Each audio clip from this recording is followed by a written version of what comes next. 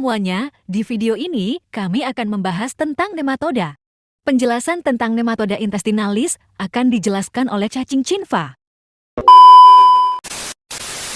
Halo semuanya, saya cacing cinva. Mari kita pelajari tentang nematoda intestinalis dan jaringan.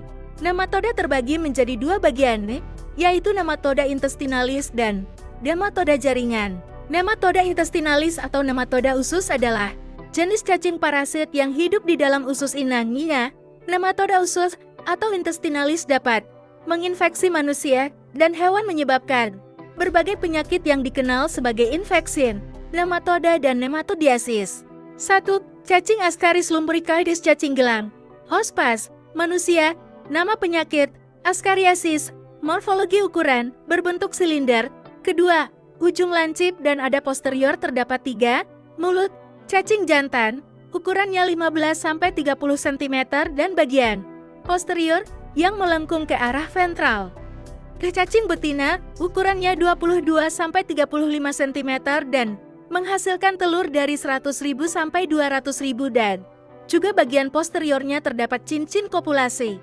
Faktanya, cacing dewasa Ascaris lumbricoides mempunyai ukuran paling besar dibandingkan dengan nematoda intensitas lainnya. Siklus hidupnya, telur yang keluar bersama, tinja menjadi infektif setelah 20 hingga 24 hari dengan suhu 30 derajat C di tanah lembab ke tubuh.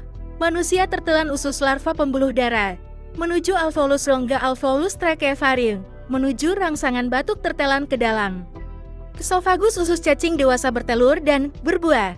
Berikut adalah ciri-ciri khas telur cacing Ascaris lumbricoides: berbentuk lonjong, berwarna kuning kecoklatan.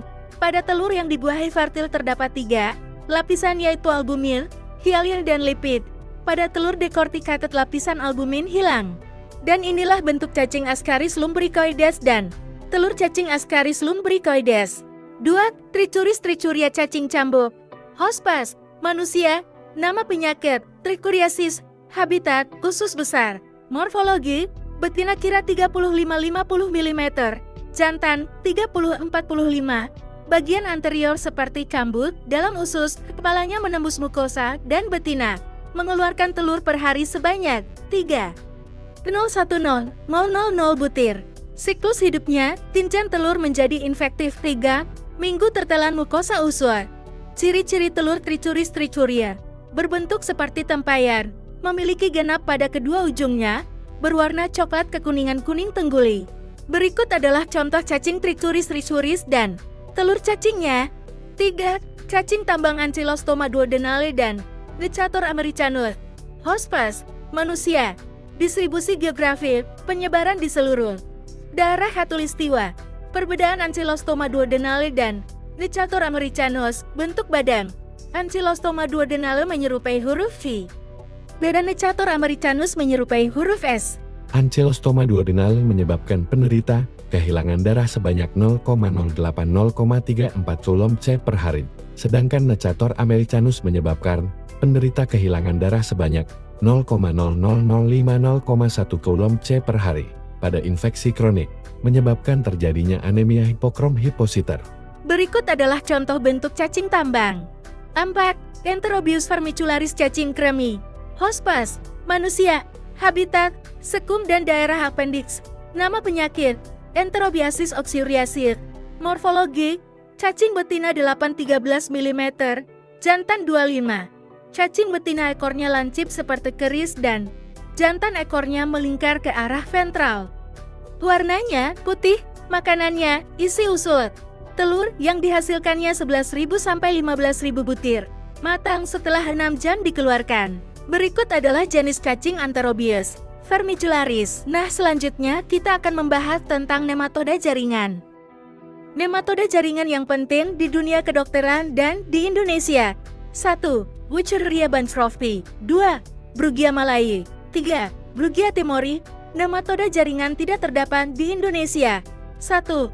Loloa. 2. Onchocerca volvulus. 3. Gracchunculus medinensis. 4. Mansonella ozardi. Mari kita bahas cacing-cacing yang terdapat di Indonesia. Wuchereria bancroftyi. Hospes, manusia. Nama penyakit, filariasis. Habitat, kelenjar limfa factor, Culex quinquefasciatus, Anopheles dan Aedes. Periodisitas, nokturna malam hari di darah tepi, dan siang di jantung ginjal delal. Morfologi. Bentuk cacing halus seperti benang berwarna putih susu cacing. Betina ukurannya 65-100 mm x 0,25 mm dan jantan 40 x 0,1 mm.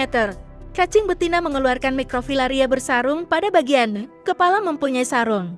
Berikut adalah contoh gambar cacing Wuchereria bancrofti. 2. Brugia malai dan Brugia timori Malayan filarial folong. Hospes. 1. Brugia malai, manusia, kucing, kerang. 2. Brugia timori, manusia, nama penyakit, filariasis malai, filariasis timori. Habitat, kelenjar limfa, factor. 1. Brugia malai, Anopheles barbiristis. 2. Brugia timori, Anopheles barbiristis.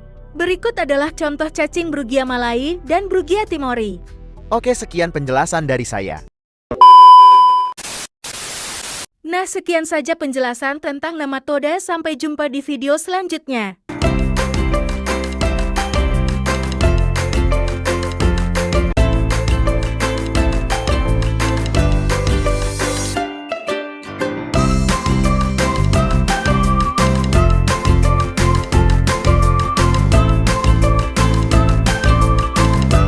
Halo semuanya, kembali lagi bersama kami. Mari kita bahas materi selanjutnya, yaitu Testodae yang akan dijelaskan oleh cacing Naufia.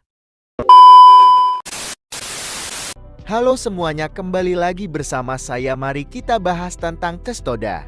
Testoda adalah kelas cacing pipih panjang seperti pita yang hidup sebagai endoparasit, umumnya ditemukan dalam usus vertebrata, termasuk manusia.